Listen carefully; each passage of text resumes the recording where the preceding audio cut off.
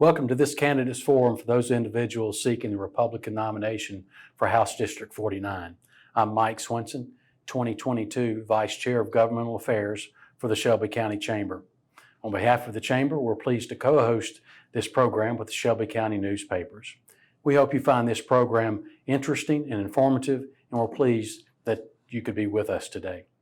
Before we begin, let me express our thanks to each of the candidates in alphabetical order: Russell Bedsole and Michael Hart, for joining us in this virtual forum. Their willingness to put themselves before the voters of House District 49 is a true testament of their public servant leadership and their desire to serve their community, their district, and the state of Alabama. Now let me explain our format for this virtual forum. Each candidate will be asked the same questions and given 2 minutes to respond.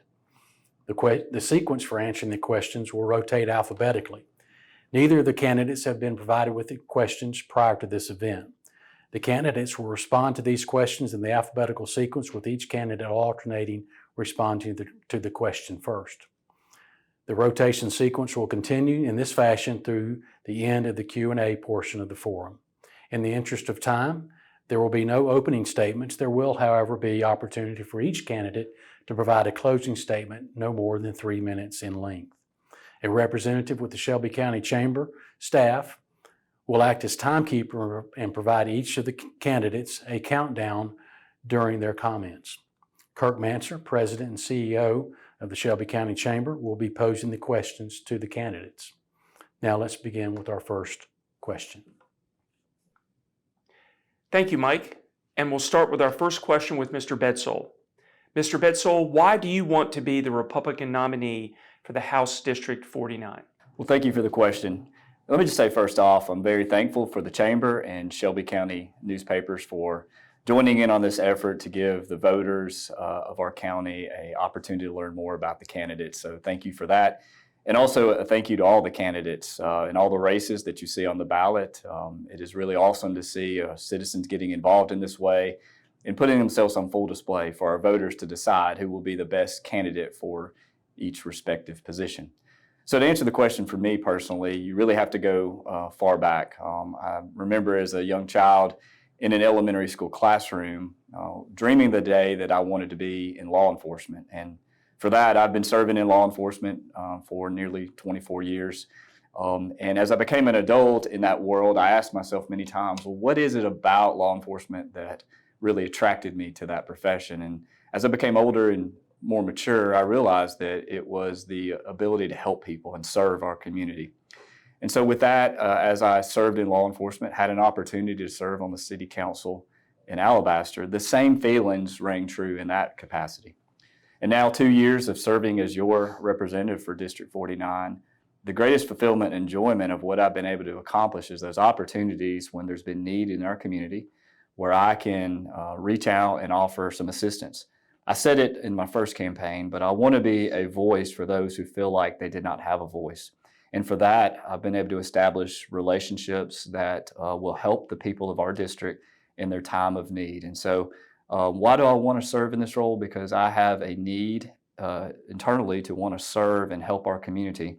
And I think that over the last couple of years, I've been able to be a help and assistance, and couldn't be happier about the last 2 years. Thank you. Mr. Hart, same question to you. Why do you want to be the Republican nominee for House District 49? Thank you, Kurt, and thank you for having me here today. For 15 years or so, I was the host of a conservative talk radio program here out of Birmingham, Alabama. And over the years, I've interviewed candidates for the state house on the national level, even the local level as well. And truth be told, after so many years of doing that, I became frustrated and very weighted on the fact that over and over and over again, I was getting the exact same response, no matter the office, no matter the candidate, to the issues that face Alabama today. It was very frustrating. And for anyone that listened to me for any length of time, they know that I'd said on the air for years that I would never run for elected office. But the older I got, the more frustrated I became at the fact that things just never seem to change in the state. Yeah, we passed the occasional great law, constitutional carry that was just recently but we've struggled with issues of education, taxation, medical services for some of our rural areas, and so many things that plague the state of Alabama. And over the years, so many of these candidates seemed to have an answer, but never quite came to fruition. So I decided to run for the Alabama State House on a variety of issues, but primarily because I would like to affect change in the state that I think is way long coming and overdue. Thank you. Now on to our second question, and Mr. Hart, we'll start with you.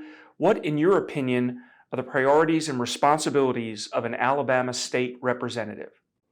Well, obviously, in the House of Representatives, the main function is the budget issues within the state, the disbursements of funds to the various agencies, obviously, probably most importantly, education. And it's a matter of crafting law that affects the citizens of the state of Alabama. One of the biggest problems that I have, what I see, is there's too much money. Special interest money is one thing, but money coming out of Washington, D.C. that affects policies here in the state of Alabama.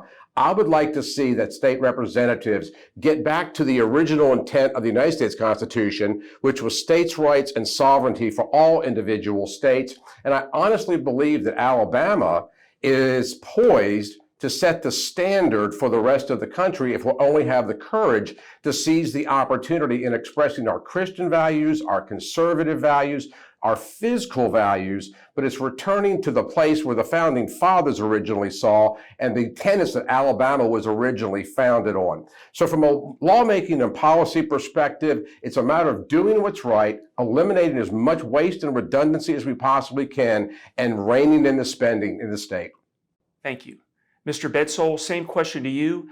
What, in your opinion, are the priorities and responsibilities of an Alabama state representative? Well, thank you for that question again. So the priorities are easy. They're set out in law. As a legislator, really our primary responsibility is to pass the budget, to ensure that the budgets of our state meet the needs. And I'm very thankful to say and very excited to say the state of Alabama is in a terrific position. Even through COVID, we've seen record numbers of revenue. We just passed the fourth consecutive record budget in our state, both on the general fund side and the education Ways and Means budget. Very pleased to say that through the budget process, I have been able to work with our budget chair leaders to bring additional funding to our community. Just last year in the 2021 legislative session, was able to work with them to bring $2 million in extra dollars to the University of Montevallo, purely for, and this is the best part about this, that's going to train counselors for the rural schools in our state. There's definitely a need for more counselors in the rural schools. And I'm proud to say that that extra funding going right here in the district to District 49 to the University of Montevallo is going to go to pave the way to get that assistance to all across our state. So that is it. That's what we're supposed to go down there and do and pass budgets that meets the needs of our constituents. But along the way, as I said, the relationships that we have established that I've worked hard on the last 2 years, locally and in Montgomery. When we have things of need in our district, I have a proven record now that I can reach out to assistance from anyone in Montgomery and they can help us. Because remember, at the end of the day, what I'm supposed to do is represent my district to Montgomery, and that's what we've been able to do. And we've been able to see some benefit come back home to the people of District 49. Thank you. Now for our third question, Mr. Bedsole, we'll go back and start with you. If you're elected, what specific skills or strengths do you possess which you believe will benefit House District 49? Yeah, good question again, and I appreciate the opportunity to respond. Communication is key in every aspect of our life, and I think in the professional community we see that time and time again. As a career law enforcement professional, I can't tell you how valuable the ability to effectively communicate. And a part of that process is listening. And one of the things that we've been able to do in this last 2 years is just listen to what the constituents of District 49 want, what's important to them, and then we care about the business of then representing those needs and desires to the process in Montgomery. And so as a legislature, I think it's just very important that we take the time to effectively communicate. Empathy, understanding where someone is coming from, not just simply thinking you have an idea of what they're needing or even what their desires are, but just at the end of the day, taking the time to listen and then effectively communicating to the people that can make decisions or make things happen for the people to meet their needs in this district. Thank you. And Mr. Hart, same question. If you're elected, what specific skills or strengths do you possess which you believe will benefit House District 49? Well, for one thing, I like to think of myself as a good speaker. I was on the radio for years. Prior to that, I made my living in the seminar business. And so I think that one of the strong suits that I have is the ability to be able to communicate a thought without all of these superfluous language that we oftentimes see in politics, while also beginning to coalition build, while being able to make my points quickly, swiftly, and in a manner that is digestible for everybody to understand. In addition to that, I know it's overplayed and trite to say passionate, but I'm very passionate about the state, very passionate about the things that are going on in the state of Alabama. Covering politics, I know the things that irked me, but I also spoke to a lot of voters in the state. So I know things like gun right protection, education, liberty health care, the protection of historical monuments. These are some of the things that people are really concerned about in this state, as opposed to what a lot of in Montgomery think that they're concerned about. In addition to that, the fact that I'm able not only to communicate with people, but to listen to people and accessible by people, but at the end of the day, to go down to Montgomery, hopefully make a little sense of what's going on down there, while at the same time, not necessarily being very concerned about the backlash of speaking the truth or saying things that might offend others for the purposes of maintaining an office. I'll be 61 years old in June. I have no intentions of staying in Montgomery for 20 years.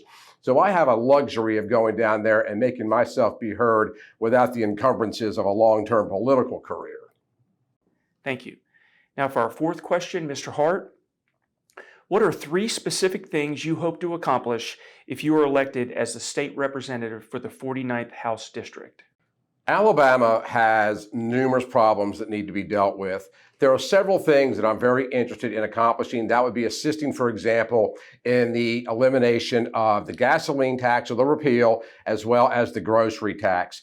I would have to say that as a constitutionalist, I am concerned about the future of gun ownerships and rights and constitutional expression. I know constitutional carry just passed, but if we think for one moment that it will not continue to be under assault, we are sadly mistaken. There are discussions about the mental stability of people in this state and whether or not there needs to be testing for that, red flag laws. But I'm also concerned about the future of education. Right now, we're 52nd in the United States of America, particularly in math. And despite the fact that many claim that the practices of Common Core are no longer utilized in the state of Alabama, the language is still there. The education system, when we have to have the Numeracy Act, for example, to teach the teachers how to teach the curriculum, that's absolutely ridiculous. And there are so many things that are right in the forefront of the state that need to be dealt with. We need to be thinking about Alabama in technological terms in the future. So it's education. It's a matter of making certain that our rights are protected in terms of our gun rights, and that we establish or reestablish the sovereign nation that we were always meant to be, as the framers always saw us to be, an aggregate of 50 different communities that function under the umbrella and the very thin authority and mandates from the federal government. So states' rights, gun rights, and just clarity in education, as well as holding our teachers accountable. Thank you. And Mr. Bedsole, same question. What are 3 specific things you hope to accomplish if you're elected as the state representative for the 49th House District? Yeah, good question again. And 3 specific things that I hope to accomplish for our district is, number one, what's always going to be in my heart is ensuring public safety. Every decision I have made over the last 2 years as it comes to how I vote on a particular bill, I ask myself this question: is it going to make our community any safer? And if the answer is no, then it's not going to be something I'm going to support. I want to make sure that the people of this district feel like that they can worship, they can attend school, and they can shop, and they can be safe. And I think my law enforcement background puts me in a position where I have a great way of knowing what is going to be safe. The second thing is to ensure that we're economically sound in this district. Now, as you well know, the budgets are passed every year and dollars are spread across our state. But I think that having a knowledge of where the specific needs in our community, I've already mentioned extra funding to the University of Montevallo to train counselors. That stayed right here in the district. This past year was able to get an extra $50,000 for the Briarfield Ironworks Park. It's one of our state historical parks. That is something that they could desperately use to help upgrade their facilities. And then the third thing after public safety and economics is I want to make sure that we continue to have a community. The different events of District 49, continuing to support them in the ways that we do. Offering event grants through Alabama Tourism that I've been able to do this year have been fantastic ways to continue to foster and cultivate that sense of community. And so I want to ensure that we continue to have our people come together and be unified, and that sense of community really will breed a much more success for everyone. Thank you. All right, Mr. Bedsole, we'll start with you for question 5. If you're elected, how and when will you be accessible to your constituents? Yeah, accessibility to our elected officials is probably one of the largest priorities of anyone who is in elected office. You know, accessibility to me is constant. My phone is always on. You know, I've served in a profession for the last 24 years and roles within law enforcement that has always made me available. Currently serving as one of the commanders at the sheriff's office. My duties and responsibilities don't end at 4:30 at the end of the day. As a matter of fact, they're probably just getting going by then. And so having my phone with me and always on is available to the people that I serve in that role is very important. But for the constituents at the end of the day, they need to know, and they need to, quite frankly, be able to reach out to you and not receive voicemail or an administrative assistant, but directly speak to the person they elected. Now, over the last couple of years, I've seems to be over and over again where I answer my cell phone and someone says, well, I didn't know I was getting your cell phone. I didn't know I'd be speaking with you. But that's such the joy to me, is having the ability to communicate directly with our constituents. And so when I answer the phone and it kind of catches them off guard, it's kind of fun to have that conversation and just truly hear straight from them. So I want everyone in this district to know that if I have the pleasure to continue to serve you in the way that I have, my phone is on. I'm always available to you, and at the end of the day, you'll speak with me directly so I can help solve whatever problems or just share a conversation if that's what you would like. Thank you. And Mr. Hart, same question. If you're elected, how and when will you be accessible to your constituents? My public information is already pretty much public. Obviously, as you know, when you go to Montgomery, you do get a Montgomery telephone number and an email address, but my cell phone is already on my website. My cell phone is even on my Facebook pages, as is my direct email. Everything that I do is pretty much public knowledge. I'm very involved in the community, so people have access to me all the time. I am answering private messages on social media almost daily. There's even a little tag on my website where you can click on it and it will come straight to my phone and I can respond to you in real time. And a lot of folks out there thought that I was crazy, but as you probably know from all the years of me being around here, I love to talk. I love to listen to people. I'll always be accessible. I'm not going to say I'll always answer on the first ring, but I will get back to people. But my information not only will be available, it already is. Thank you. Now for question 6, Mr. Hart, how will you as the state representative from District 49 work with other members of the Shelby County Legislative Delegation to address the needs and concerns of your constituents? Well, again, my accessibility will certainly be there no matter who needs it, including the delegation. And as many people are aware, my district goes beyond just Shelby County. But I live in Shelby County. I'm a resident of Shelby County. I'm very pro-business. I am very, very, very not only accessible to their needs, wants, and desires, but we have to remember something, folks. I travel the state, not just campaigning. In my job, I have a regular job as well.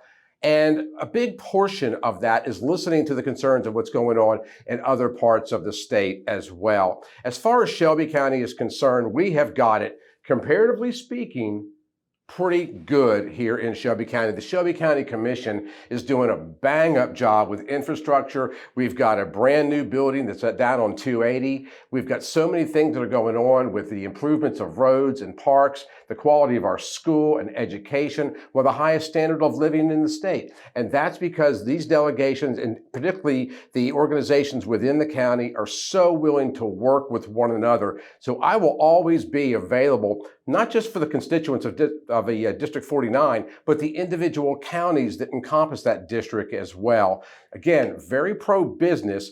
very pro-infrastructure, and very accessible to anybody that would like to voice a concern or advance a policy that they think would benefit the citizens of Shelby. Thank you. Mr. Bedsole, same question. How will you, as the state representative from District 49, work with other members of the Shelby County Legislative Delegation to address the needs and concerns of your constituents? Yeah, thank you for that. And I tell you, at the end of the day, the name of this game is teamwork. This isn't being a member of the Alabama legislature is not a sport, if you will, that you do it alone. This is a team sport. Something I've done my entire life is be a part of team sports. And so over the last 2 years, the relationships that we've worked within our delegation, and let me say this for everyone watching, the Shelby County Legislative Delegation has such a positive statewide relationship. What I've learned since my time in Montgomery is that if you mention our delegation, other members of other parts of the state take notice.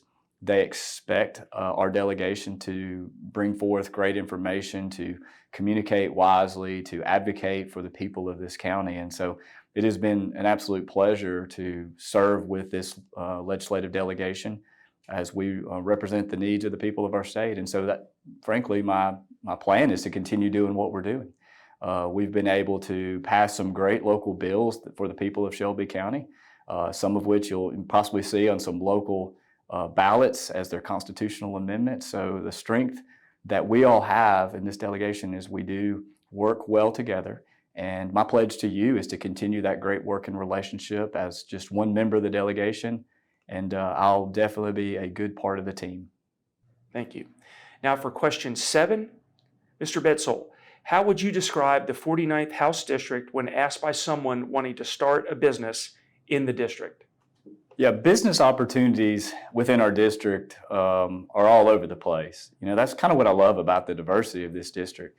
Whether we're focusing in on areas like Helena or Alabaster, who seem to be really, busting at the seams for businesses everywhere we look, whether it be from retail or dining opportunities, they're just popping up all over the place, and just a great part of our district. But what I love is if you get over into the parts of the district that stretch into Bibb County, there's so much opportunity there. The county at that part of the district is really, I think it's in a place that we saw ourselves here in Shelby County one time where the growth was just in its infancy and there was opportunity to be had. And so the people of that part of the district are they're ready to go. They're ready to be host a plethora of new businesses. There is such a workforce opportunity there that's available. So there's so much going on positive within this district that if you're a business owner out there watching, I would encourage you, take a look. Helena, Alabaster, Montevallo, the northwest part of Chilton County, outside of Jemison, there's opportunities. And then over into Bibb County, Centerville, Brent, West Blockton, and Woodstock, there's such great infrastructure, highways in and out, access to the interstate. So, hey, I'll be a salesman for this district and let you know, business owners, District 49 is open for business, and we're ready to host you. And the people of this district, I promise you, will support your business. Thank you. Mr. Hart, same question. How would you describe the 49th House District when asked by someone wanting to start a business in the district? The 49th is, I'll call it somewhat of a hybrid district in that it encompasses places like Alabaster and Montevallo, but also Centerville and Brent and all the way down towards a 6 Mile. And so it's a combination of a very densely populated urban area as well as very rural portions of the state as well. So it's really interesting. And Shelby County also in a microcosm of that, where you've got a lot of densely populated areas as well as what's going on in the rural areas. And the things that really kind of concern me is not just the things that are related specifically to the urban areas, but we're seeing amazing spikes in crime throughout not just the district, but in the area. We need to have job opportunities. We need to be stronger on crime, continuing education programs. We need to make certain that the schools are dealt with. One of the things, and this is more of a state thing than it is a Shelby County thing specifically, I'm adamantly opposed to occupational permits for people like hairdressers and landscapers. And I'm also opposed to any form of occupational occupational tax as well. The idea, I'm very much Reagan-esque in the way that I look at economics, give people the opportunity to save and invest in businesses in the area, provide them with tax incentives if appropriate, which could also be industry specific. But the idea is looking at Shelby County as, we look at Alabama as a sovereign state within the United States, but there's an essence of the counties being sovereign as well within the state infrastructure. Shelby, again, is uniquely poised and one of the fastest growing counties in the state. We need to continue to work together while providing opportunities for those that are contributing and expanding opportunities to those who cannot. Thank you. Mr. Hart, final question. We'll start with you this time. Why should the voters in this Republican primary election vote for you to be the party's nominee? I think for several reasons. I went into this election, quite frankly, a bit of a novice. I was not certain what it would take in terms of my time or funding. I've not accepted any special interest money outside of one PAC. That's the Alabama Freedom PAC that stands on the values of education, our Christian faith, certainly the support of the Second Amendment rights, the liberty of healthcare choices, as well as the protection of monuments. I am one of those kind of people that when I was doing my radio program in the past, I was very forthright and forthcoming in terms of the way I would do things and the positions that I would take. I won't be beholden, and I know sometimes it's overplayed, sometimes it's overused, but in my case, my financials are public record, and you can see who's given money to my campaign. Because it's one thing for a candidate and the way, or in this case, any incumbent, to how they vote. It's also a matter of where does the money come from to support that candidacy. So in my situation, it's a matter of my passion, my knowledge of history, my knowledge of Alabama history, and my knowledge of the fact because of the travels that I have in the state, I'm constantly moving throughout the three different districts and know firsthand the concerns that so many people and a very diverse people as you move throughout the district, the concerns that they have that overlap, the ones that are independent to their individual communities. And I think that'd be a great representative for District 49 for no other reason than I can bring those concerns together for a common goal. Thank you. And Mr. Bedsole, same question to you. Why should the voters in this Republican primary election vote for you to be the party's nominee? Yeah, at the end of the day, when you get into this world, even a guy like me, it's not always comfortable talking about myself, but, as part of the political process in this role, you have to sell yourself. And I'm here to sell Russell Bedsole as your next representative. I have a track history of 8 years on the Alabaster City Council, serving the people of the city of Alabaster, and now 2 fantastic years serving the people of District 49. It has been so awesome to make the relationships and show the people of the district in general what it is that I can offer to them. And so I think if you go speak with the leaders in Woodstock and West Blockton and Centerville into Bibb County, and certainly the leaders in Helena, Alabaster, and Montevallo, they'll all tell you the same thing, that I've been somebody that's been extremely available and accessible, and that if I tell you that we're going to do something and I've done something, that is exactly what my intent is and what my word is, and I'll give that to the people of this district. So I want to continue to serve in the way to make District 49 and this part of our state one that is talked about all over, and that's my intent as I will hopefully be reelected to this position. Thank you. That concludes the question and answer period of the virtual forum. We'll now move on to closing statements, and based upon a drawing, we'll begin with Mr. Bedsole with his closing statement, and then Mr. Hart will follow with his closing statement. Mr. Bedsole? Well, I just want to start off by again saying thank you to the Chamber and Shelby County newspapers for hosting this virtual event and giving all of us candidates an opportunity to answer some questions, and hopefully giving you, the voters, an opportunity to make a sound decision in who you will be electing. So as far as this race, District 49, I have had the pleasure of serving the constituents for the last 2 years. And I'll admit to you, I've certainly learned a lot about this position and learned a lot about serving the people of this district. But at the end of the day, I will just say that it is just simply boiled down to serving others, that not putting yourself ahead of anyone else, that this role is about putting those in the district ahead of myself. My children will often ask me, Dad, why do you spend so much time when we're places and you see someone, you stop and speak? And The simple thing I always tell them is a kind word of asking someone how they're doing is always greatly received. And you never know when that's just what somebody needed, is for someone to ask them how they're doing. And so that's the type of person I've tried to be for the last 2 years as I serve in this district. Now, the greatest happiness I have over the last 2 years is when I'm here in the district.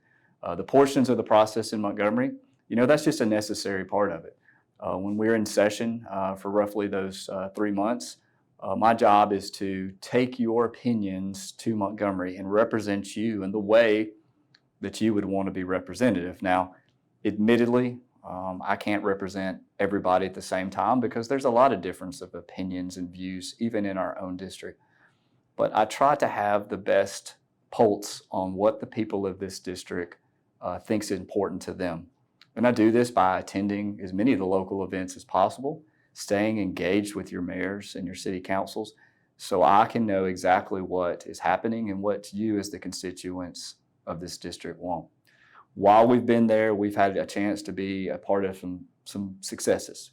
We've passed record budgets and not done it recklessly, but we've taken a very conservative approach and ensured that those revenues that we're dedicating towards spending are coming back to our constituents very wisely.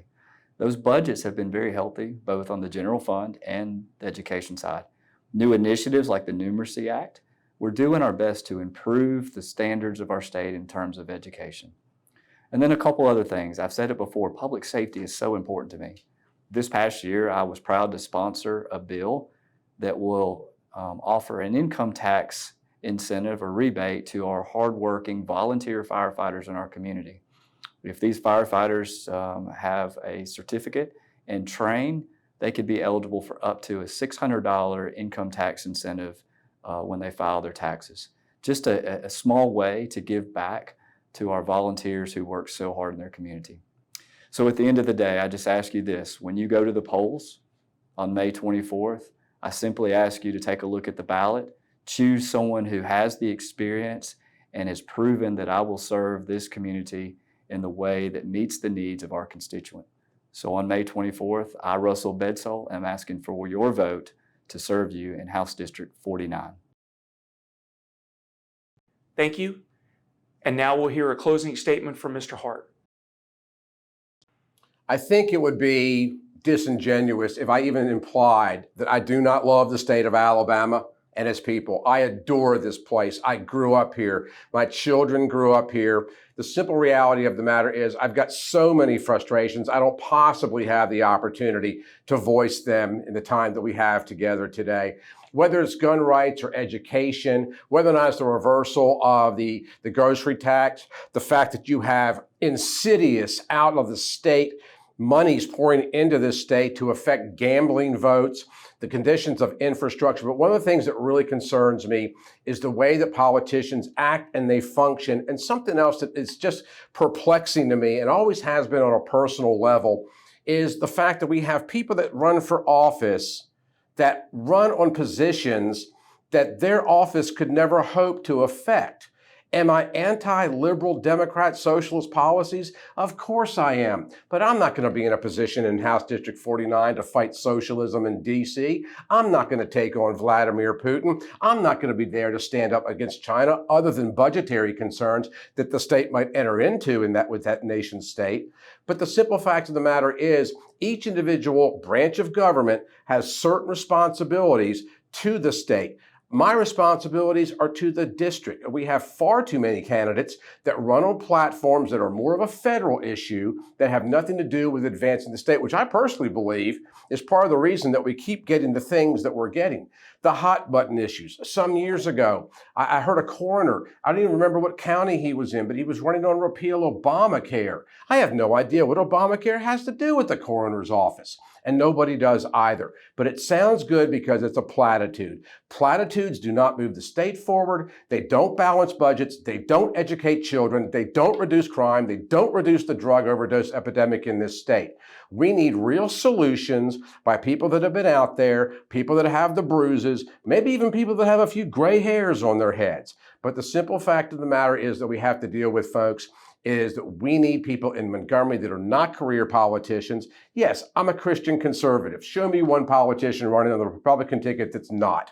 And I'm the kind of person that I want to hear answers to problems. I want questions revealing these problems, answers and solutions to those problems, and not platitudes or dancing around them. And one other thing that I think is one of my strong suits is I'm old enough, mature enough, and cranky enough to tell you sometimes I just don't have an answer. And that's where the accessibility to Michael Hart comes in, which is why I ask for your vote on May 24th in the Alabama primary to represent Alabama State House District 49. Thank you, Mr. Hart. That concludes this virtual forum. I'll turn it back over to Mike Swinson. Mike? This concludes our forum for the candidates seeking the Republican nomination for House District 49. Thanks again to both Russell and Michael for joining us and for their willingness to share their thoughts and vision with our audience. Thanks also to our collaborative partners with the Shelby County newspapers, and finally, and most importantly, thanks to you for taking the time to view this video. We hope you found it informative and that you will exercise your right to vote in the primary elections on Tuesday, May the 24th.